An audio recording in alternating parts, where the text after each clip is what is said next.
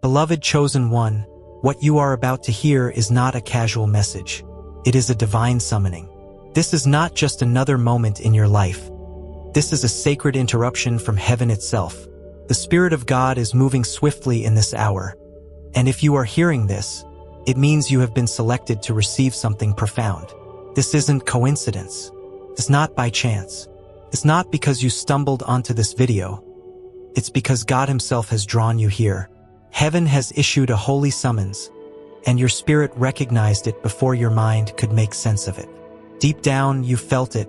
Something is shifting. You've been waking up with a sense of urgency, a fire you can't explain, a pressure in your spirit that doesn't come from this world. That's not anxiety. That's not restlessness.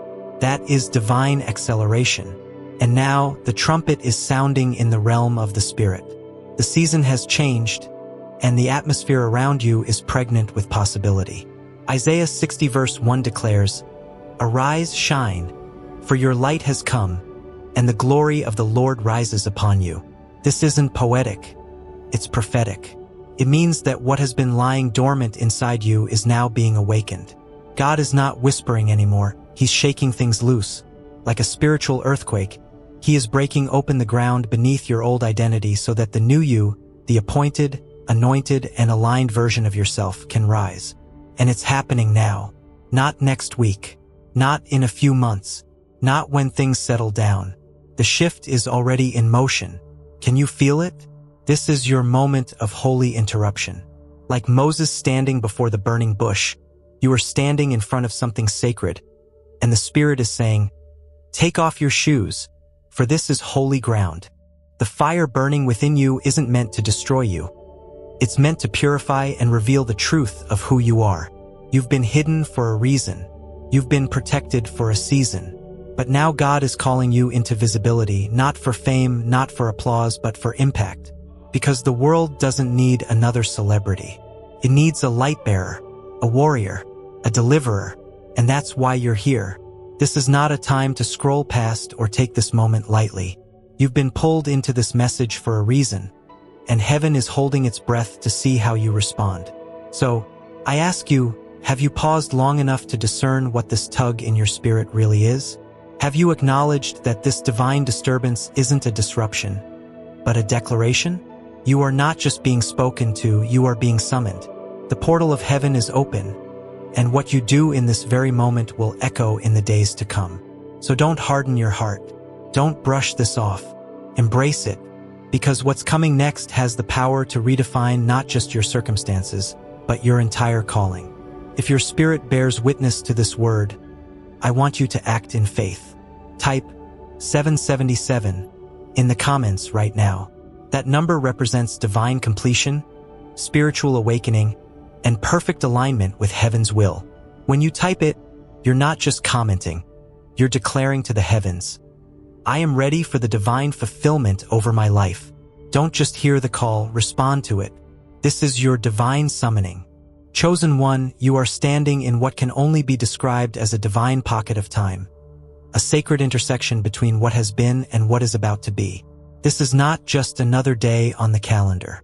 This is a spiritually encoded window, marked in heaven before the foundations of the world, for your life to shift. Ecclesiastes 3 verse 1 reminds us that to everything there is a season, and a time to every purpose under heaven. But this isn't just a season, it's the season, the timing of this message, the urgency you feel in your chest, the divine disruptions happening in your life.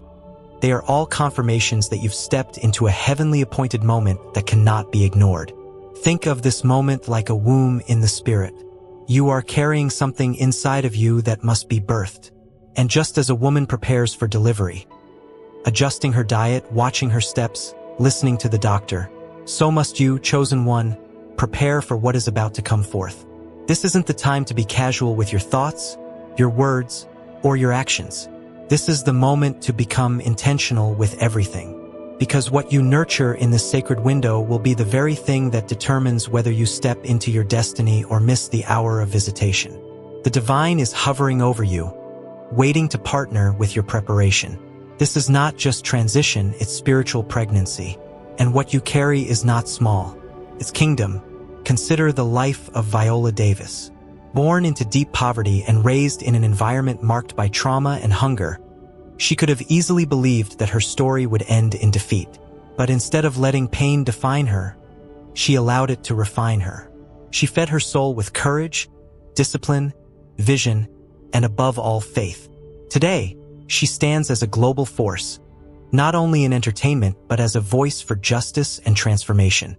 What birthed that destiny wasn't fame, it was preparation in obscurity.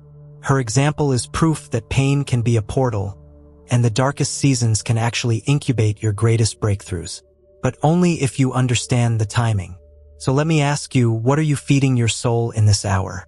Are you nurturing fear or faith? Are you filling your mind with distractions? Or are you listening closely for God's whisper?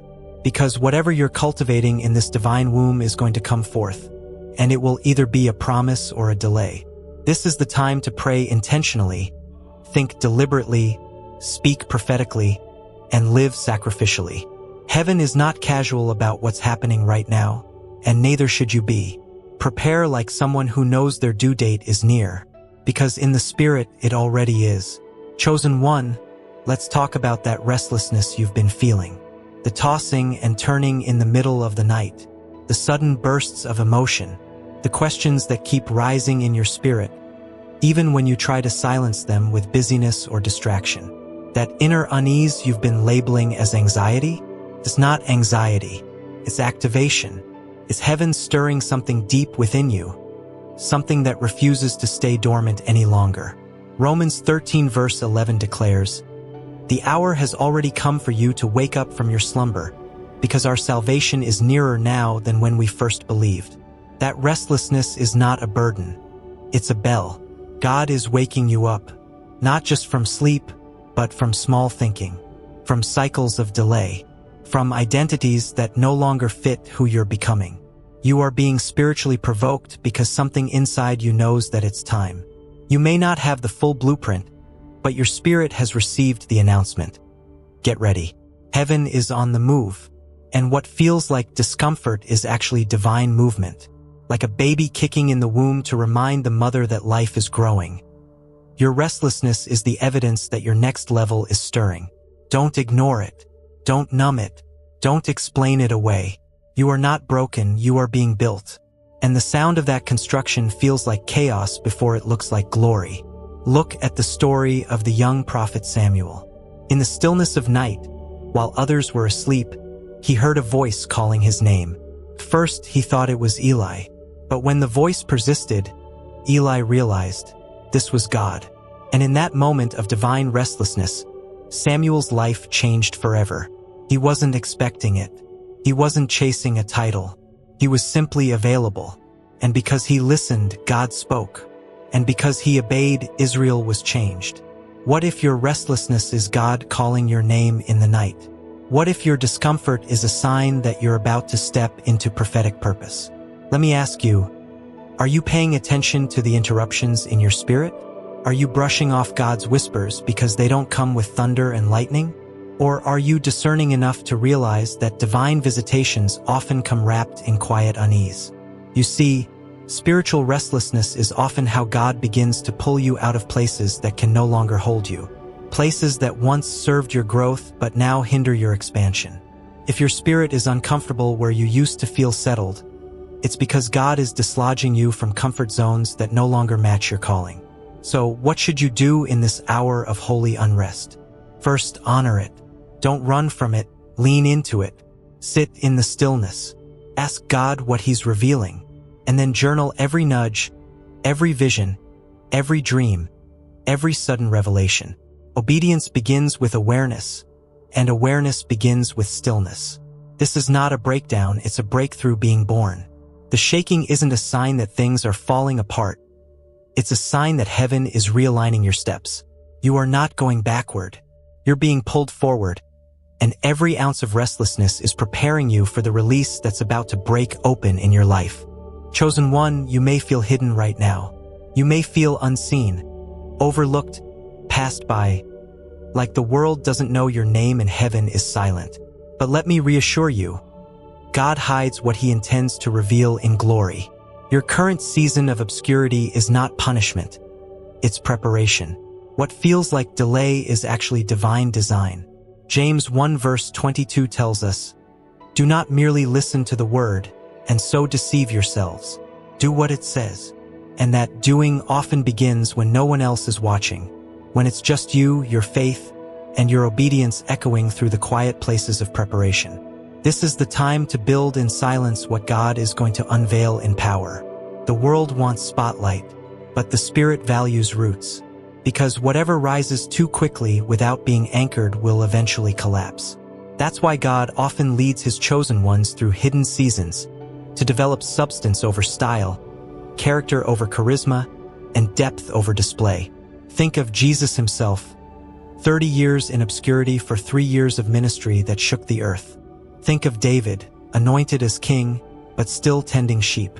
Think of Joseph, given a dream, but thrown into a pit and later a prison. Why? Because before the platform came the preparation. And perhaps one of the most powerful modern testimonies is that of Chadwick Boseman. While the world celebrated his public victories, few knew he was fighting a private battle with cancer. Yet, he continued to show up, to speak life, to create legacy. He honored the call even in pain. His preparation didn't happen in front of a crowd. It happened in the quiet, in the cost, in the consistency. And when his moment came, he was ready. Chosen one, that's what this season is doing for you. You may not be seen yet, but you're being shaped. You may not be applauded, but you're being anointed. Let me ask you, what are you building behind the scenes? What disciplines are you developing in the dark that heaven can reward in the light? Are you praying like you know your time is near? Are you studying like you'll one day teach others? Are you worshiping like your next miracle depends on it? Because it does. Your next season will be public, but it will only carry weight if you've prepared in private. Don't waste the quiet moments. Don't despise the days where no one's clapping. These are the moments where spiritual muscle is formed, where humility is anchored, and where endurance is fortified. You see, overflow isn't accidental. It comes when God knows he can trust you not to drown in the blessing. And that trust is built in the unseen. This is not the time to seek validation. This is the time to seek alignment. Because when heaven sees that you've been faithful in secret, it will reward you openly. Your obscurity is not evidence of God's absence. It's proof of his intention to elevate you without the world's contamination. So press in, stay planted, be consistent, let your roots go deep, because what's coming next will require more than visibility, it will require spiritual authority. And that's only developed in the quiet place. Chosen one, if you only knew how powerful your daily habits were in the spirit realm, you would never again treat them as ordinary. What seems small in the natural becomes mighty in the supernatural when done with faith and intention. This season is not about grand gestures. It's about sacred patterns. Your habits are holy keys, and every time you engage them with reverence, you are unlocking portals of divine access. These aren't rituals for ritual's sake. They are prophetic acts that align heaven and earth. Habakkuk 2 verse 2 says, "Write the vision and make it plain on tablets, that he may run who reads it." Writing isn't just expression. It's spiritual alignment. When you put pen to paper and write down the attributes of God, his faithfulness, his power, his love, you are not just reflecting, you are recording a testimony. You are saying to heaven, "I recognize who you are, and I choose to walk in agreement with it." And then there's prayer, specifically prayer at 3 a.m. This is not superstition. This is strategy. In the quietest hour of the night, when the world is asleep and distractions are still, the veil between the natural and the supernatural is at its thinnest. This is the time where divine downloads happen. Revelation flows. The Spirit whispers. Heaven leans in close. Mark 11 verse 24 assures us, "Whatever you ask for in prayer, believe that you have received it, and it will be yours." This is the hour where belief is built and breakthrough is birthed. You're not losing sleep, you're gaining divine strategy. And don't overlook the act of using holy water. Ezekiel 36 verse 25 says, "I will sprinkle clean water on you, and you will be clean. I will cleanse you from all your impurities and from all your idols." This is more than a symbol. It's a spiritual declaration. When you anoint your forehead, your hands, your home with consecrated water, you are making a bold statement. No darkness may dwell here. This place belongs to God. The water itself holds no magic, but your faith in what it represents unlocks something supernatural. It is a prophetic act of cleansing, consecration, and covering. Just as the Israelites marked their doors with blood in Exodus to invite protection, you are marking your territory with living water to declare it sacred. Let me ask you, chosen one, what sacred habits are you committing to right now? Are you treating them as divine tools or as optional tasks? Because every time you rise at 3 a.m. to pray, every time you write down a promise of God, every time you anoint your atmosphere with oil or holy water, you are telling the spiritual realm, I am ready. You are unlocking gates others will never walk through because they did not prepare. You are showing heaven that you're not waiting to be blessed. You are preparing to carry the blessing with honor. These holy habits are not burdens, they are blueprints. They are what separates the casual believer from the spiritually equipped warrior. So don't underestimate them. Instead, treat every act as sacred. Because these keys, these disciplines, they unlock the portal. And when the flood comes, and it will not bypass those who were found faithful in the quiet place. Heaven is watching, not just to see what you believe, but how you behave because of it. Chosen one, let's talk about a weapon most people overlook. A weapon that doesn't make noise but causes heaven to move. Gratitude. Yes, gratitude. It's not just good manners. It's not just a momentary feeling. Gratitude is spiritual warfare. It is a force that disrupts darkness and invites divine activity. When you give thanks, even in the midst of waiting, you are declaring with your spirit that God is good, even before the breakthrough arrives. You are building an altar of faith that says, Lord, I trust you even when I don't see it yet. That kind of posture shakes the heavens. That kind of declaration draws angelic response. 1 Thessalonians 5 verse 18 says, Give thanks in all circumstances, for this is God's will for you in Christ Jesus. That means gratitude is not optional. It's essential. It is God's will for you, not when everything is perfect, but in all circumstances. Even in the waiting room, even in the valley, even when the promise seems delayed. Because gratitude is not about ignoring the pain. It's about acknowledging God's presence in the middle of it. When you thank God, you are opening a gate. Psalm 100 verse 4 declares, Enter his gates with thanksgiving and his courts with praise. The gate to God's presence is not opened by complaints. It's unlocked by gratitude. And let's be real. It's easy to worship when doors are opening and blessings are falling. But what about when nothing makes sense? What about when you're praying and still don't see change? That's when gratitude becomes your weapon. That's when thanksgiving breaks chains. Think about it. When Paul and Silas were in prison, they didn't cry and complain. They praised. And the chains broke. The earth shook. The prison doors flew open. Why? Because praise and gratitude are portals to divine power. Consider the example of Zendaya, a young woman whose fame exploded seemingly overnight. But what most people don't know is that her rise wasn't just talent.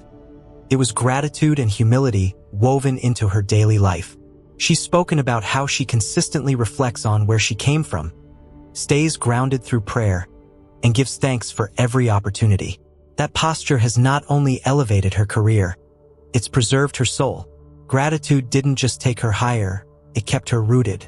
And in your journey, it will do the same. Let me ask you something, chosen one. Have you paused to thank God lately, not just for what's coming, but for what already is? Have you thanked Him for the breath in your lungs, the food on your table, the strength to endure, the mind to understand this message, the divine nudge that led you here? Because Philippians 4 verse 6 says, Do not be anxious about anything, but in everything by prayer and supplication, with thanksgiving, present your requests to God. That with thanksgiving is key. It's not just prayer. It's grateful prayer that moves the hand of God. Gratitude disarms the enemy. The devil thrives in atmospheres of complaining, but he flees in environments of praise. When you thank God in advance, before you see the outcome, you are showing heaven that your faith isn't circumstantial. it's relational. You're saying, I trust your character more than I trust my timeline. And that, beloved, is the kind of faith that brings supernatural release. So here's your application. Take out a journal, a piece of paper, or open a note on your phone. Write down 7 things you are grateful for right now. Don't rush. Don't list the obvious. Go deep. Thank Him for the prayers that protected you from things you didn't even know were coming. Thank Him for the delays that preserved your destiny. Thank Him for the pain that birthed strength. Speak them aloud. Let heaven hear it. Let the atmosphere around you shift. Because when you posture your heart with praise, you are preparing your life for overflow. Gratitude is not passive. It is powerful. Use it, wield it, and watch what heaven releases when you do. Chosen one, you must understand this profound truth. Heaven does not fall randomly. It falls on prepared altars. The presence of God is not casual, and His blessings are not scattered like confetti. They are drawn to places of intentionality. They are attracted to souls who have made room. Romans 12 verse 1 reminds us, present your bodies as a living sacrifice, holy and pleasing to God. This is your true and proper worship. That's not just poetic language, that's practical instruction. God is asking you to turn your life into a holy altar. Not a stage, not a platform, not a performance, but a place of surrender. An altar is where something is laid down and something sacred rises up. And heaven doesn't ignore that kind of offering. When Elijah built an altar to confront the prophets of Baal, he didn't just expect fire, he prepared for it. He stacked the stones. He dug the trench. He poured the water. He made it unmistakably clear. This moment belonged to God. And when everything was set, fire fell from heaven and consumed the offering. The preparation preceded the power. So let me ask you, what have you built for God to rest upon? Is your mind an altar, cleansed of confusion and filled with truth? Is your schedule an altar, structured around prayer, not pressure? Is your home an altar, saturated with worship instead of worry? God is not looking for perfection. He is looking for space. He is looking for people who will say, Lord, this part of my life belongs to you entirely. I cleared it. I cleansed it. I've consecrated it. Because when you prepare your altar, the presence of God has to respond. It's not a question of if. It's a matter of when. Take inspiration from Florence Nightingale, a woman who could have stayed comfortable in wealth and privilege, but instead answered a divine calling. She didn't walk blindly into history. She walked prepared. Before she changed the face of modern healthcare, she walked into disease-infested war hospitals with handwritten prayers, scriptures in her pockets, and a spirit fortified by daily communion with God. She knew that what she was walking into required more than training. It required spiritual grounding. And that's exactly what God is requiring of you in this hour. You see, an altar isn't always dramatic. Sometimes it's quiet. Sometimes it looks like cleaning your room while praying in tongues. Sometimes it looks like canceling a plan to spend an evening in worship. Sometimes it looks like fasting when no one's watching. These are not random acts. They are sacred bricks in the foundation of your altar. Heaven notices everyone. Heaven honors everyone. Because heaven always falls where it's been invited and where there's room to dwell. So here's your charge. Start building. Build in your atmosphere. Build in your mindset. Build in your body. The food you eat, the music you play, the words you speak. Every detail either draws the fire or dims it. And when you build with intention, with reverence, with consistency, you will not have to chase encounters with God. They will find you. Because when your life becomes an altar, the glory doesn't visit, it abides. Chosen one, you're not waiting on God nearly as much as God is waiting on you. The door to your overflow is not locked. It's waiting to be opened through obedience. We often think the key to breakthrough is more faith, more prayer, more revelation. And yes, those things are vital, but without obedience, they're just noise in the spirit realm. James 4 verse 17 tells us, if anyone knows the good they ought to do and doesn't do it, it is sin for them. That verse isn't about rebellion. It's about hesitation. And hesitation in the face of divine instruction can cost you more than you think. God isn't calling you to understand everything. He's calling you to move, to act, to do what he already told you to do. Whether it's forgiving someone you'd rather forget, stepping out in faith toward a vision that intimidates you, or simply praying when your flesh wants to scroll. Obedience is what heaven is watching for. Because obedience is not just proof of faith, it's proof of love. John 14 verse 21 says, "Whoever has my commands and keeps them is the one who loves me." That's not legalism, that's alignment. And alignment is the birthplace of abundance. Look at the life of Tyler Perry. Before he became a household name, before he had a media empire, before stadiums and studios were named after him, he was living out of his car, writing plays no one wanted to buy. But he kept obeying the nudge. He kept writing. He kept showing up. Why? Because God had spoken. And Tyler chose to believe that God's word was more trustworthy than his circumstances. Today, his story stands as a monument to what happens when consistent obedience meets divine timing. He didn't wait to be discovered. He walked in obedience until heaven revealed him. Let me ask you directly, what instruction has God already given you that you've been sitting on? What word have you heard in your spirit again and again, but haven't yet obeyed because it feels too big, too risky, too unfamiliar? Hear this clearly. Delayed obedience is still disobedience. And disobedience doesn't just delay blessings, it detours them. Proverbs 16 verse 3 declares, "Commit to the Lord whatever you do, and he will establish your plans." But commitment means action. It means movement. It means doing what you said you believed. Obedience doesn't always feel glorious. Sometimes it feels like sacrifice. Sometimes it feels like doing the right thing when it costs you relationships, opportunities, or comfort. But obedience will never cost you your destiny. Disobedience will. The enemy doesn't always come to destroy you.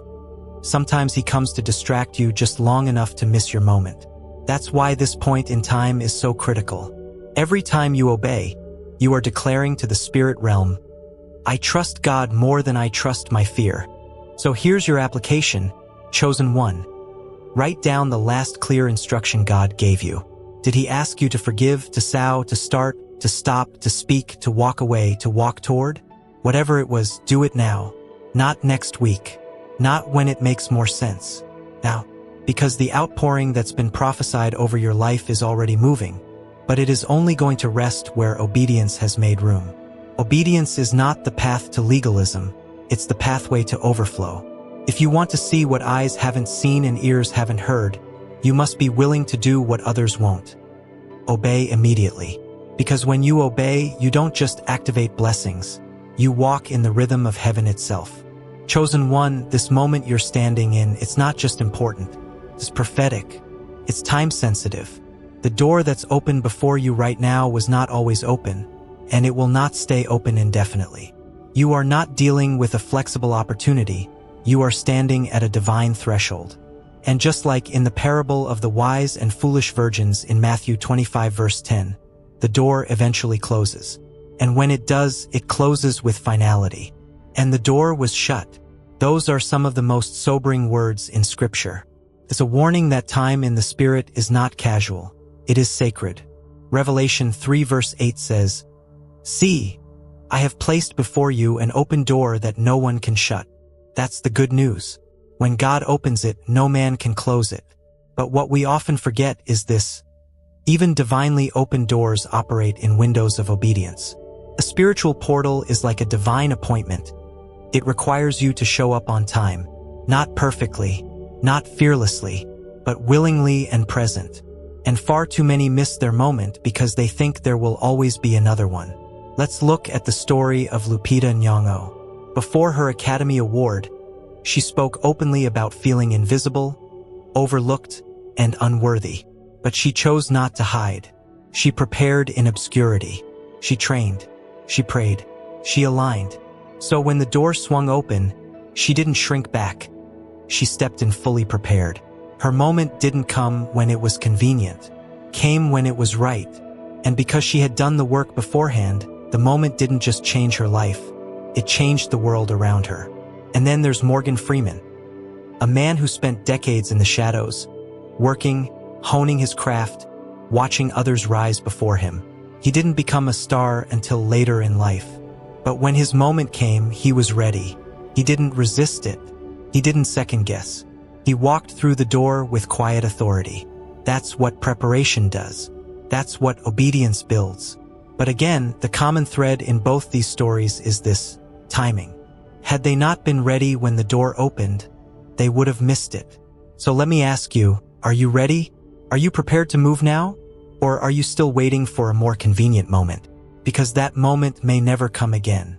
The portal doesn't wait for perfection. It waits for obedience. The instructions God gave you, whether to write, to release, to rise, to forgive, to create, to speak, they are not suggestions. They are keys to the door that is open now. And if you hesitate, you may find yourself watching others walk through what had your name on it. This is not a threat. It's a wake-up call. Divine timing is real. The shift is happening whether you're ready or not. The only question is, will you be a participant or a spectator? Will you walk through the gate or stand on the outside, wondering what could have been? Because just like Noah had to build before the rain, and Esther had to step in before the king, and David had to run toward Goliath when others stood still, you too are being summoned into motion. Here's your application. Set aside the next 3 days as sacred. Don't just go through them, consecrate them.